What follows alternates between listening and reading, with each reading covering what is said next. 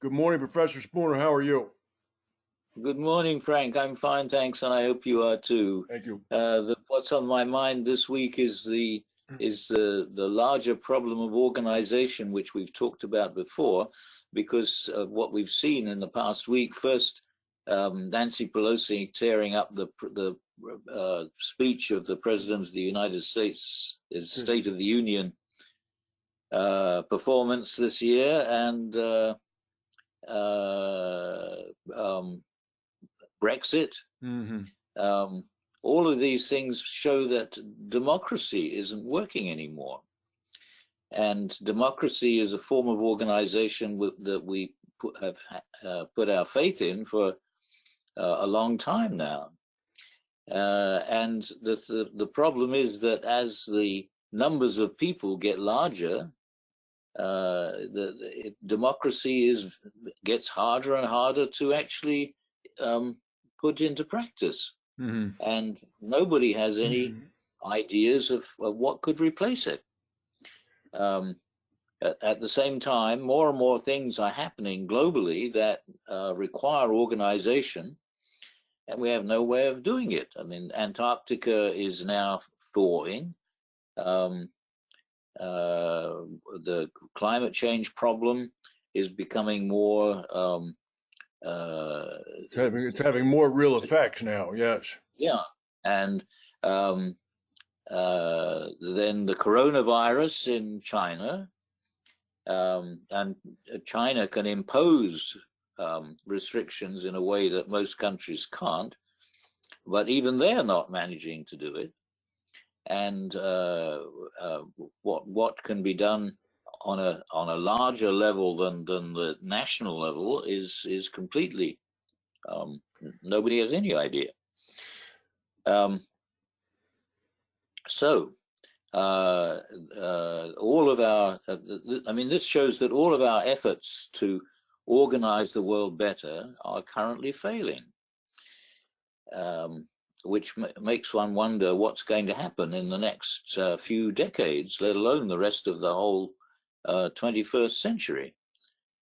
Um, because organization is becoming more and more uh, uh, necessary because of the problems, and yet our efforts to do it are becoming less and less successful.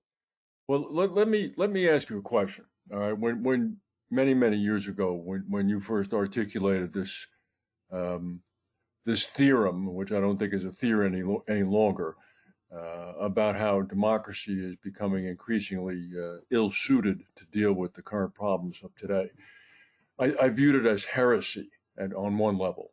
Um, but I don't any longer. And I do you think a dialogue is going to emerge between leaders and the public, which will have to willingly give up control and rights and freedom of certain choices insofar as electing governments in order to hand power over, segments of power over to a more authoritarian government to be able to actually achieve things and do things and solve problems? Or is this going to continue as a sort of shadow boxing kind of discussion for the next several generations until things just go so far out of control that the seas rise and mankind can't do anything about it, or famine occurs, or a virus is spread? I mean, when are we going to get this on the table? So, like, the American government can speak to the American people and say, listen, that Bill of Rights that you have that we cherish, we're going to have to talk about that, all right? Because there's a choice that needs to be made about the future. Do you see where I'm going with this? Yes, but the way I see it is that um, it, it's getting more and more difficult to decide who the government is, who the leaders are. Hmm. Um, the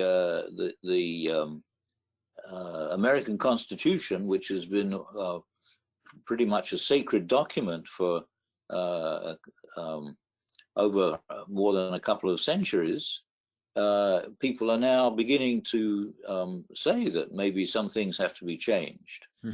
because it's not as it turns out not to be working as democratically as we thought it was. And yet, at the same time, it's getting more and more difficult to work out how it could be more democratic, and provide an actual model for complete organization.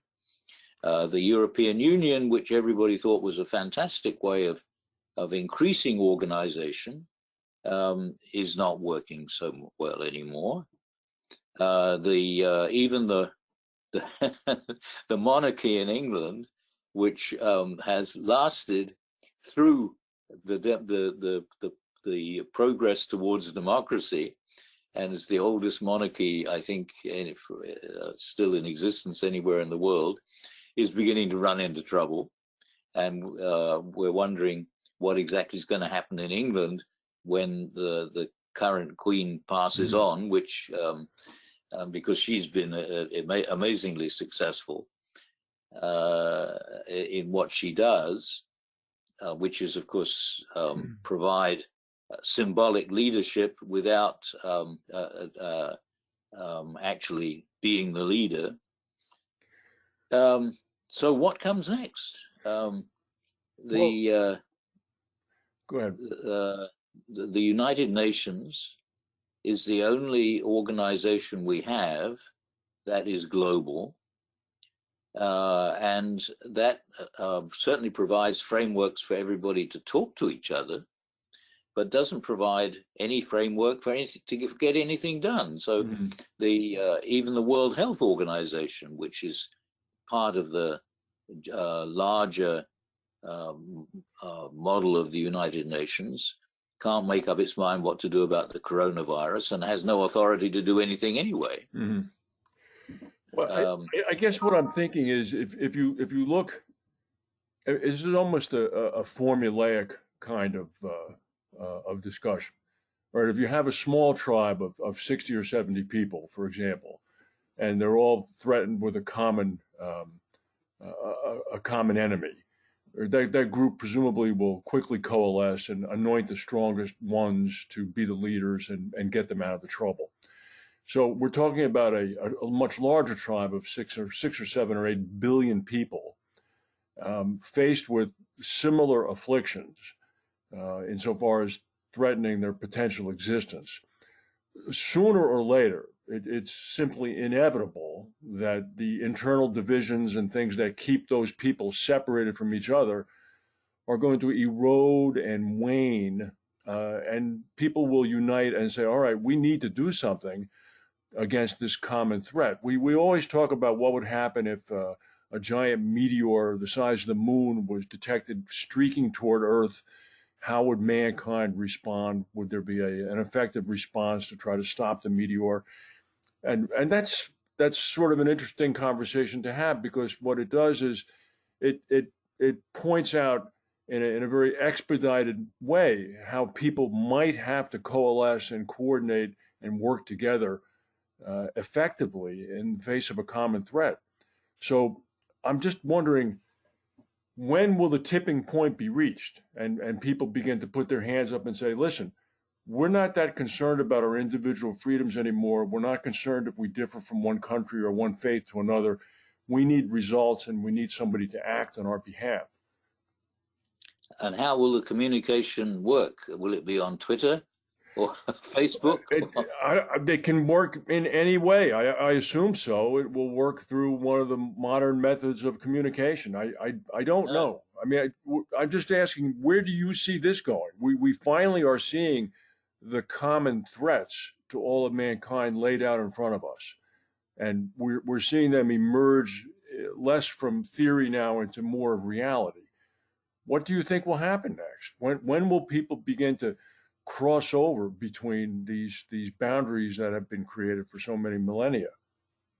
Well, I think there are some positive developments, which are first that it's easier to communicate globally than it ever has been before, and also that there is more communication between governments, probably, than there ever has been before. But I think that an actual crisis where something obviously has to be done very quickly, is bound to generate competition and rivalry.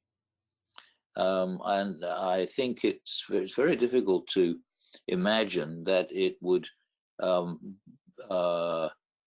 bring about actual positive collaboration Really? between Russia, China, the US, and Europe. And of course, there are some countries like, well, even I mean, there are problems, organizational problems in China now. There's some the growing degree of opposition to the government, but certainly in Russia, in India, which is starting to experience a new type of political problem, which we had thought that India was immune from, because it had worked so well from the time of independence in the middle of the last century. The United Kingdom is threatening to become disunited. Not so united, yes. So now it's of course possible, and especially if you're an optimist, and I don't know what the current degree of optimism is in the world, to imagine that if, as so many of these major units of political organization start to experience problems, that there will be more positive collaboration between what should I say, potential leaders in a number of different countries. Is the language problem of communication among people who are not actually in positions that are designed for communication, is the language problem getting easier or not?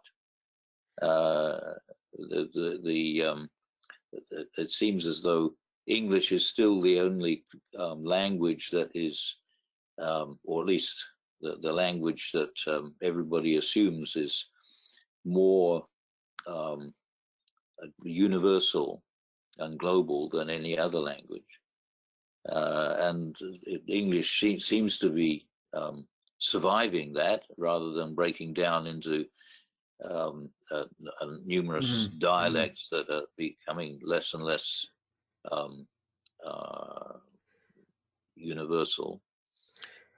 Well, we talk often about top down and bottom up. Yeah, and I think that you would agree, based on what you're saying, is what we're facing now is a more clearly defined understanding that many of these problems are beginning to become bottom up kind of problems, that the rank and file of humanity are beginning to see and notice are going to affect them, and are demanding change and leadership from above that is not being given adequately yet. I think that's a very good way of understanding it.